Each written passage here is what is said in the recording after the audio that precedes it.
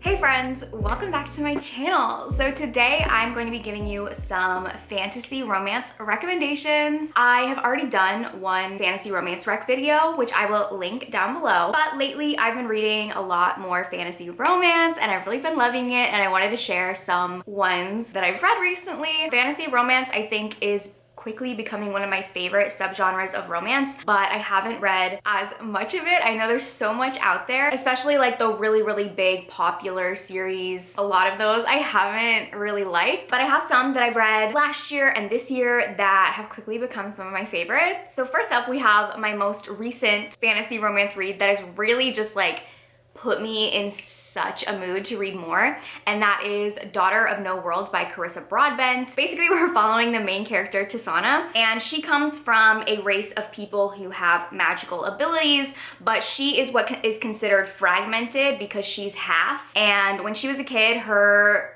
town was taken over by slavers and she was sold into slavery. So now she's trying to buy her freedom from her master, and when she goes to him with the money to gain her freedom, he gets very insulted and beats her almost to the point of death.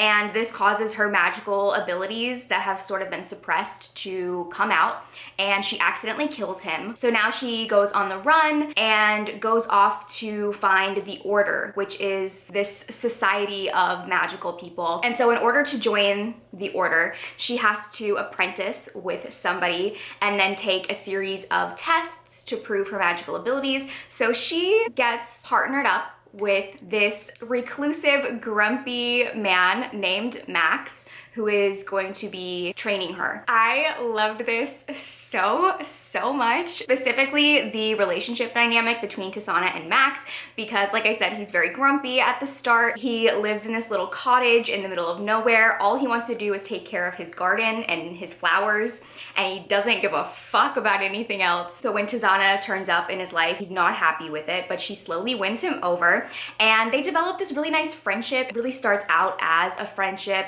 and kind of like a mentor-mentee relationship. I feel like a lot of times, most of the time, fantasy romances tend to lean enemies to lovers, and I just really enjoyed having like this sweet little friendship being like the foundation of their bond. This book also had some really cool magics that I'm not gonna get into because halfway through the book, there's like a certain kind of twist with what's going on in the magic, and it was very surprising and exciting for me. Yeah, I really loved this. I cannot wait to continue the series. I actually just finished the book this morning, so I'm like very much wanting to continue this series. The next book that I have is also a more recent read, and that is One Dark Window. This one, I have a whole reading vlog up where I read this in my video where I let professionals pick out book recommendations for me, and this one was a bookseller recommendation that I got from a woman at Barnes & Noble, and I ended up loving it so much. This one takes place in a world where magic is seen as a plague that people catch, because after people catch this magical plague, it then leaves them with certain deteriorations, either mentally or physically,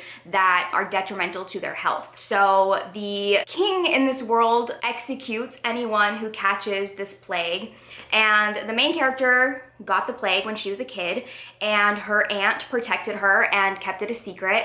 So now she has these magical abilities that she has to hide from everybody, and her magical ability is that she has this nightmare voice in her mind that is like this ancient magical being that lives in her head and speaks to her and sometimes can take control of her body. One day she comes across the king's nephew who is secretly working to break the curse that is this plague, and he needs her help. I really loved this one. I think that the magic system was super cool. It's a lot more complicated than I just explained. I really loved this. I loved the romance. This is the first book in a duology, and the second one comes out later this year, and I'm so excited for it. And I just really loved the relationship, not only between the main couple, but also with the main character and this like ancient voice in her head. I thought that was super interesting. So jumping in here to talk about the sponsor of today's video, which is Ritual. Ritual is the obsessively researched multiverse multivitamin, reimagining health from the ground up,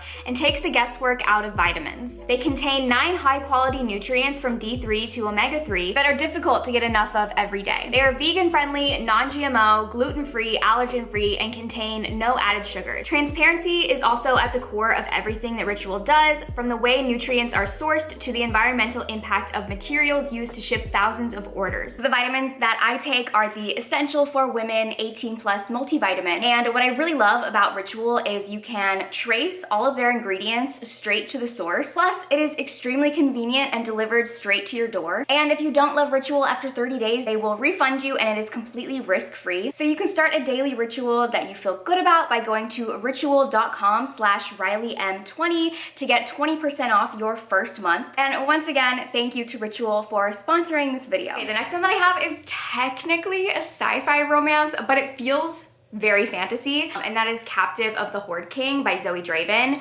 This takes place on another planet, so that's kind of why it's sci-fi. It's alien, but it felt like a fantasy romance that just happens to take place on another planet. And this one is about a woman who gets taken captive from the Horde King. Very self-explanatory. The way that I've seen this sort of described, and I completely agree with it, is like the Dothraki from Game of Thrones, but in space. It really had that vibe of like Dany and Khal Drogo and the Dothraki army and like the desert. That was really what it reminded me of, and I thought it was super fun. This is another series that I really want to continue. The next one that I'm recommending is an entire series that I just recently completed, and that is the Four Horsemen series by Laura Thalassa. These are post-apocalyptic fantasy romances about the Four Horsemen coming down to Earth to end humanity, and each book is about the 4 different horsemen and them each meeting this human woman who is slowly changing their mind on wanting to end humanity. These books are probably the most brutal and violent of all the books that I'm going to recommend. Like, these books are shockingly brutal, and that's coming from me who reads a lot of horror. One of these books, the main character literally wakes up in a giant empty swimming pool full of dead bodies and near dead bodies. Each Four Horsemen is very brutal, and they all, you know, are murdering humans in the thousands. But I think what's so fun about the series and what I really like about it is how each of them, by slowly falling in love with this woman, they come to appreciate and love and learn about humans and humanity, and you can see them really opening up with their emotions, and I just loved it so much. My favorites are definitely Pestilence and Famine, but overall the series is one of my favorite fantasy romance series ever. The next one is one of my all-time favorite books, my favorite book of last year, and that is Sword Heart by T. Kingfisher. I had to recommend this. I will never stop talking about this book. I would say that this one is probably the slowest burn of all the romances on this list. It had just such a sweet romance. This one is kind of a cozier fantasy about this woman who is due to get a very large inheritance, but her family is trying to steal it from her. So they're trying to force her to marry her disgusting cousin, and she's like, fuck no, I don't want to do that. I would rather die.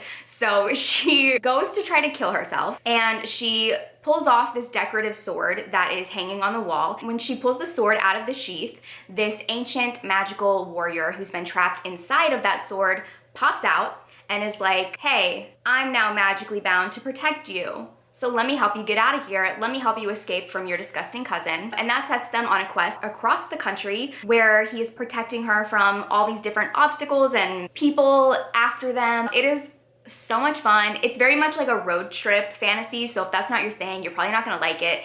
It's a very like slow plot, really just about them traveling and having banter, crossing all these obstacles, but I had the best time with this. This has some of the funnest, quirkiest characters, and I just love this kind of fantasy that's a little bit slower, a little bit lower stakes. It's grumpy sunshine, and I just love it so much. And then the last one that I have on here is a series of novellas, and it's still an ongoing series, but it is the Vicious Lost Boys series by Nikki St. Croix. Now, I've given every book in this series 3 stars, but there's something about this series that I'm so addicted to.